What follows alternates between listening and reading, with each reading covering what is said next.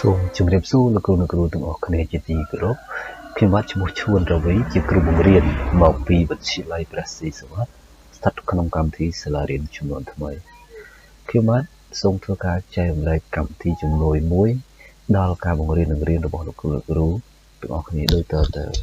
គឺពាក់ព័ន្ធទៅនឹងការប្រើប្រាស់កម្មវិធី online stopwatch ដោយយើង random name ទៅតាមប្រភេទផ្សេងៗអញ្ចឹងចង់ដឹងថារបៀបនៃការប្រើប្រាស់កម្មវិធីនេះប្រព្រឹត្តទៅយ៉ាងដូចម្តេច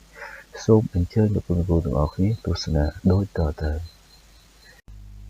បើចឹងជាដំបូងលោកគ្រូទាំងអស់គ្នាត្រូវប្រកាសថាកុំព្យូទ័ររបស់លោកគ្រូត្រូវបានភ្ជាប់ជាមួយអ៊ីនធឺណិតបាទរួចជាស្រេចហើយបន្តមកទៀតគឺលោកគ្រូចាំបាច់ត្រូវចូលក្នុងកម្មវិធី Google Chrome ដោយ double click លើវាមកនោះវានឹងឲ្យយើងធ្វើការភ្ជាប់ជាមួយនឹង email របស់យើងមួយណាក៏បានបាទអញ្ចឹងដោយសារខ្ញុំមាន email 2ខ្ញុំសូមធ្វើការភ្ជាប់ជាមួយ email នេះចុះបាទអញ្ចឹងពេលដែលភ្ជាប់ជាមួយ email បែបនេះហើយគឺវានឹងលោតបង្ហាញជាទម្រង់បែបនេះបាទនៅត្រង់កន្លែង search នេះ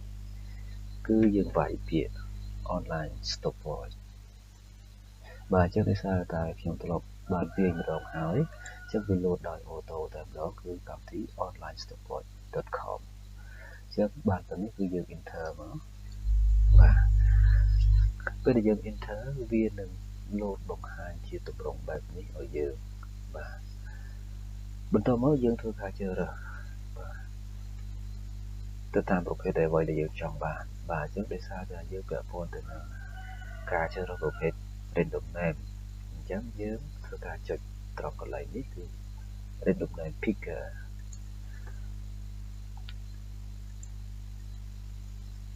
បាទហើយយើង scroll ចុះក្រោមមក